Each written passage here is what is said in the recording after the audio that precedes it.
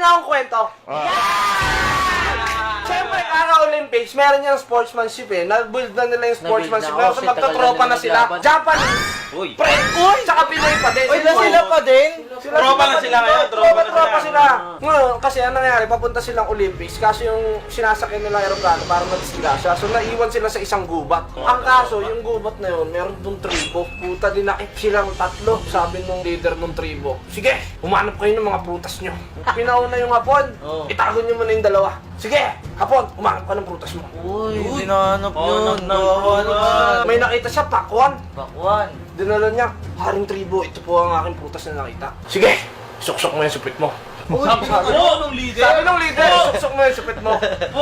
Pag ikaw, umiling, o kahit anong reaksyon ng mukha mo, pupugutan kita. Uy, kawawa. Kawawa naman yan. Hindi pa naipapasok ng buo. Gumanon yung ano, Hapon. Pugut, sir. Puta boy, pinugutay.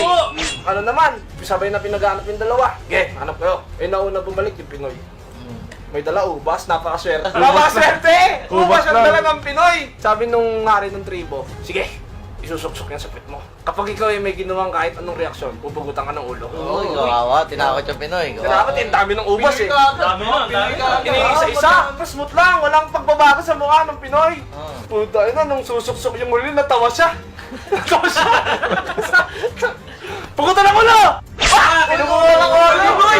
Yung Pinoy boy, patay boy! Doon ako nalungkot pre, patay yung Pinoy! Nagkita yung Pinoy tsaka yung Hapon sa langit. Anong dinala mong prutas? Sabi nung Hapon.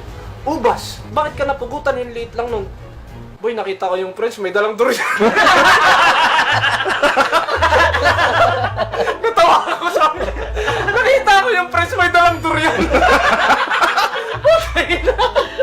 Ang tutulis lang. Hindi mo na ipapasok yun. Maya-maya, putang ina dumating yung French. Tang ina, pre, susuksok pa sa puwet.